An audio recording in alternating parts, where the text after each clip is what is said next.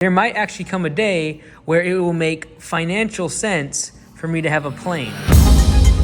This is house number 1, right next to the gym, inside this office. It's here that I record the podcast. This is recording for the courses. This is where we do franchisee training. And then this is actually where I sleep, here in the mattress on the floor. This actually used to be a Curves, which was a women's gym. And so we painted the wall, put up some soundboard, and made this a facility that we can actually use to train the franchisees. So this is where we're at right now, next to the gym. And this is where my first house is, right next door to the gym, up in a place called Blaine. Now in Ferndale is where the headquarters is for Augusta Nation, as well as Command Center and the media team. Now Bellingham and Mount Vernon are the Augusta Lawn Care locations that I own, and I go there on Thursdays and there on Mondays. So just once a week do I have to go to those locations, but this is why I positioned my second place that I live right here. So that way I either am staying up here, close to the gym, as well as my family lives up in Blaine, but then also the fact that I go here daily, here once a week,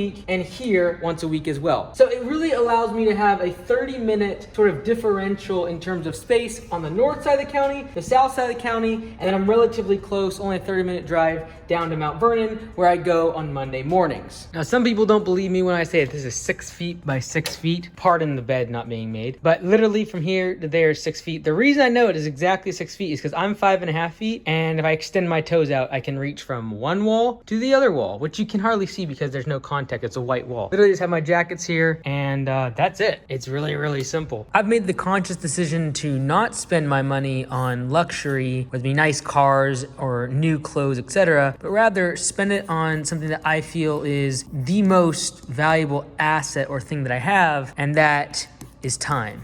Now, keep in mind, if you're optimizing for time, it's not actually the most frugal thing to have 2 homes. The most frugal thing would be to have just the one house and then take all of that money and invest into the business. However, it's not about frugality. It's about taking the one thing that I have a very limited resource of, which is time. And unfortunately, so often the times when we are young, we do not realize the true value of time until we are much older. And so now there might actually come a day where it will make financial sense for me to have a plane. And yes, that is a plane right there. Because if that plane gives me more time than the money that I spend, that would be a transaction where time, in my mind, would actually win out. Theoretically, this has been proven to be about where you make $12 million per year before actually getting a private jet makes any sort of sense whatsoever, or flying private. Instead of just telling you that this is where I record my course lectures and material and videos, etc., I'm actually gonna go ahead and let you see behind the scenes. This is the video I am recording for landscapebusinesscourse.com, and I'm talking about hiring, finding new applicants, and sort of the system that you create in your hiring process. All right, so I have a pretty smooth kind of setup here. This is a Sennheiser clip-on mic, and it is plugged directly into the audio source of this relatively cheap Canon camera. And then this is dummy batteried. All I have to do is turn this on, and then I flip the camera out like this. Now notice here, see that little glare on the whiteboard? That's being caused from the lights that are currently still on inside of my studio here. So what I do is I go over here, turn off these lights, and every single time I turn up this light, you hear this. Okay, so now we're back in business. We got our mic on up top. Our camera's back on. We do not have any sort of issues. We are in autofocus. There we go. Then all we need to do is go ahead and put the clip-on mic on. All right, we're all set up. Now let's go ahead and press record. Red light starts to flash. We're good to go. How I do my notes for the course material sometimes changes, but right now I use my Remarkable, which is just a digital e-reader tablet, to make my notes, and I just pop it here on this chair. This chair is just below where you can actually see in the camera. The shot ends about right here. What makes that nice is I can wear whatever I want in terms of my lower body.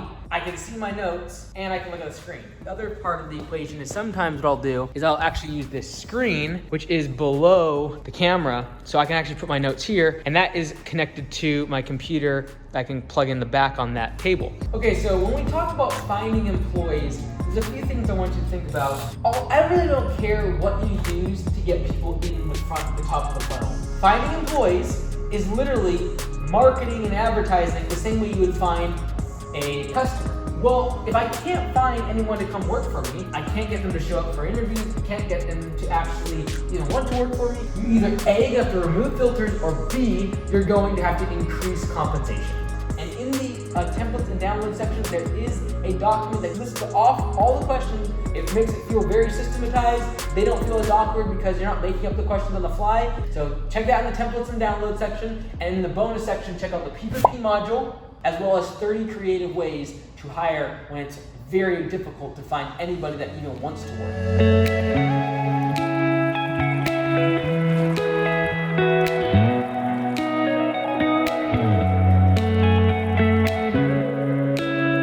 So this is house number 2. It's actually a part of a 10-unit apartment complex that I purchased last year, and we've turned a couple of the units into Airbnbs. The rest I rent out, and so it's a 1-bedroom apartment. I have not cleaned it up, so it's probably still a mess. This is the newest addition. This is the set.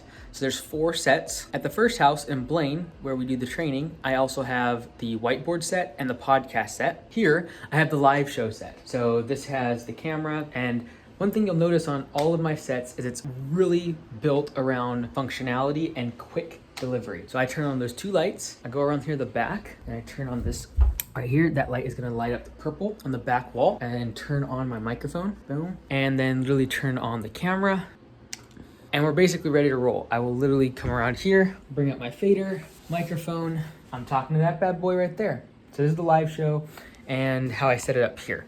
So this is the living room. This is also where I want to do podcast interviews here with the likes of Lee and Liz, Lonnie, Marcus, etc. Have them here. Here is the kitchen. This is my only kitchen. Got this little stove and a little fridge. Let's look through the fridge. So let's see here. I'm relatively healthy.